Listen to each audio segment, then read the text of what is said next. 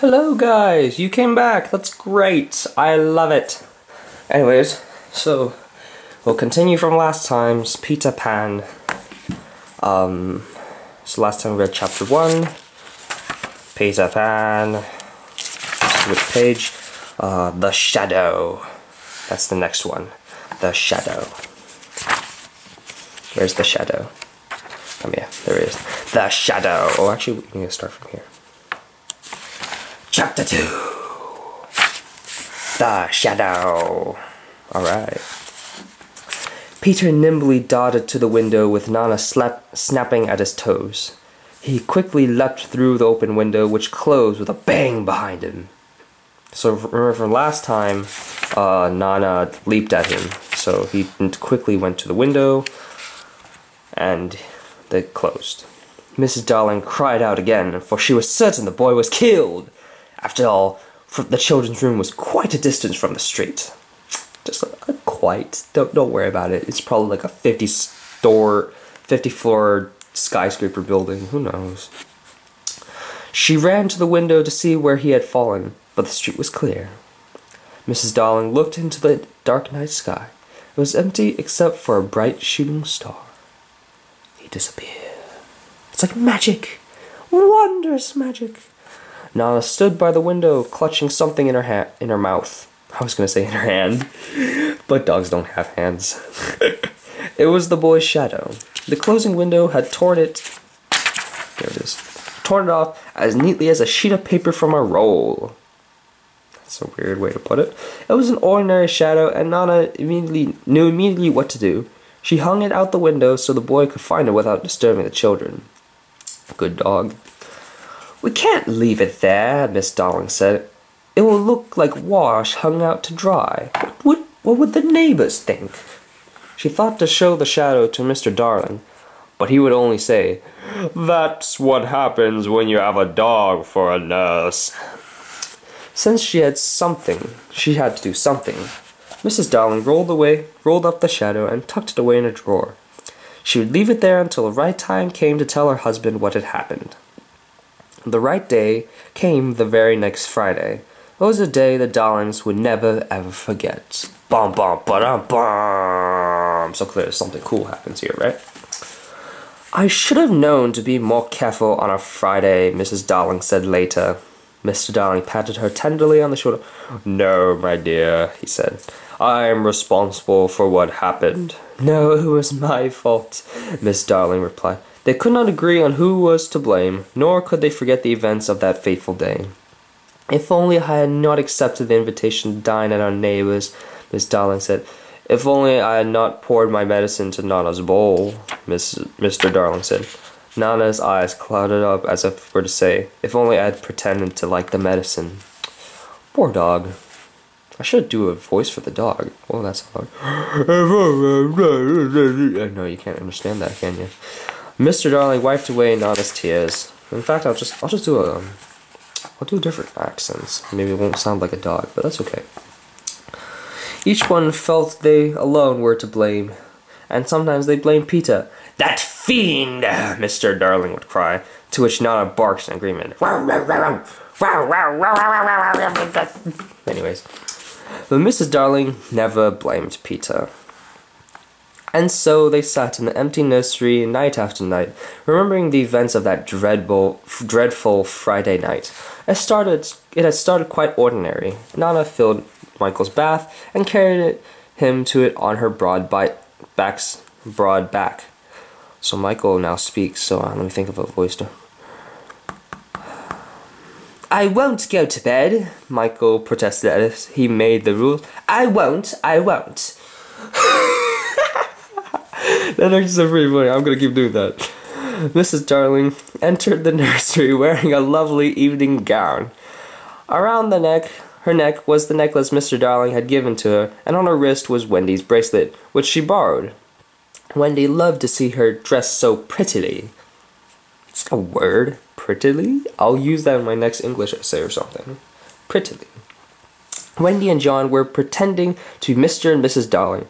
First, John said, Mrs. Darling, you have a baby daughter. Hearing that, Wendy danced for joy, just as her mother must have done when she was born. So they're doing pretend. Oh, I love it. You see, this is why this is one of my favorite books. It brings so many memories of both me as a child and as me as a child reading it, you know? If you get what I'm saying, like a child here pretending, and second as a child of reading this book when I was a little kid. Oh boy. Anyways, then John said, oh yeah, John is speaking here. And now you have a baby son, meaning himself when he was born. Wendy smiled brightly at the news. I want to be born too, Michael said when he came from his bath. We don't want any more children, John said. He's forever alone. Oh boy, he's not even born. You see what happened here? Oh, dang that John. Michael's face clouded, and he nearly burst into tears. Nobody wants me, he said. I do, Wendy said. Michael was not sure what she meant it. A boy or a girl, she asked. A boy, Wendy shouted, and Michael leaped happily into her arms. Dang, Michael must be small to be doing that, or Wendy's pretty tall. That rhymed to small, tall. It's pretty small, but she could probably be tall. Yeah. Anyways. Later, the Darlings and Nana remembered that last night the children were in the nursery. That was when I dashed in, wasn't it? Mr. Darling said, interrupting their reminiscence. Oh, so it's all a flashback. This is all a flashback. Oh, that's interesting. Anyways. That night, Mr. Darling was also dressed for their dinner out, but he could not tie his tie. Shame on you. You should look on the internet. Just Google that. That's how I learned. He rushed into the nursery with an untied tie dangling from his hand. So it's like dangling. What is it? This tie refuses to tie around my neck, he said. This tie refuses to tie around my tie from Thailand or something like that. This is a picture of tying ties in Thailand, where ties are terrific. Anyways, he said, it does quite well around the bedpost. But if it will not tie around my neck, we will not go to dinner. If we don't go to dinner, I won't ever go to my office again. If I don't go to my office, we shall starve and our children will be thrown into the streets. Dang. Important dinner. Mrs. Darling was calm. Let me do it, dear, she said, because she knew that that's exactly what he's come for. Oh, so it's like a trick. It's a plot where he complains about his tie, and then she'll do the tie for him. So he doesn't have to learn, because back then they had no internet, so they can't look up on Google. Or that, at least he could, well yeah, he actually can't ask his neighbors, he can't ask his sons either. Oh well. The children gathered around to learn if they would be thrown into the streets or not. With quick hands, Mrs. Darling tied the rebellious tie, so the tie was like, I don't want to be tied! Oh yeah? Well, what's up, punk? And once it was done, Mr. Darling relaxed. Soon this whole family was dancing. What is this? Is this gaily? Oh, I didn't know this word existed. I'm sorry. I mean, I read this book before, but I don't pay. You know how when you read a book sometimes and you don't pay attention to any of the words, and when you're reading it out loud, you pay attention to all the words, like gaily? I don't know what to say here. I'm sorry. I didn't know this existed. Around the room. What fun it was, Mrs. Darling said, recalling that Friday night. Our last romp together, Mr. Darling said with a sigh. Mrs. Darling's face turned sad. They were ours, and now they're gone, she said. But even the sadness couldn't stop the Darlings' memories of that night. Picture.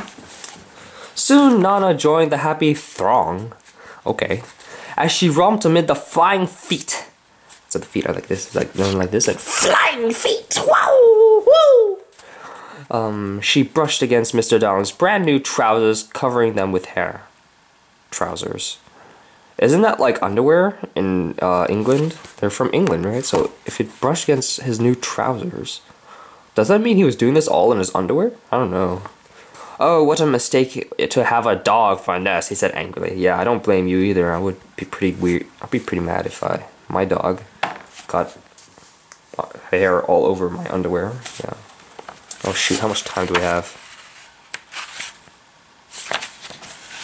Oh crud, we don't have enough time for this. Let's see how much we can get to. How about we get to halfway maybe? 41.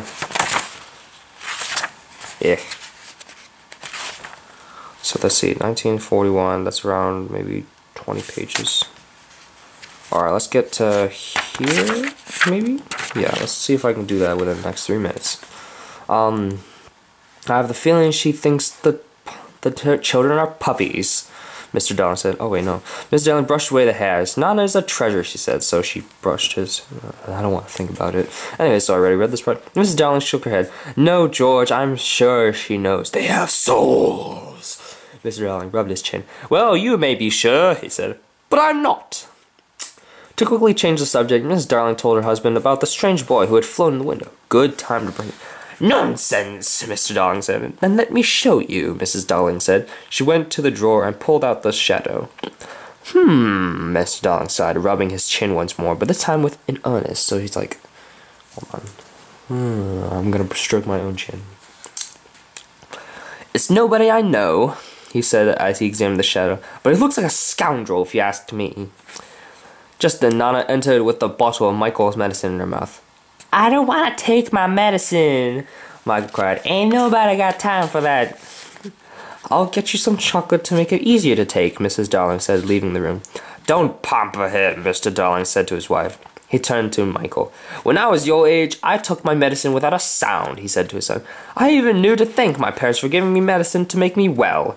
He believed what he said, what he was saying, and Wendy believed it too. So clearly he didn't do this as a kid.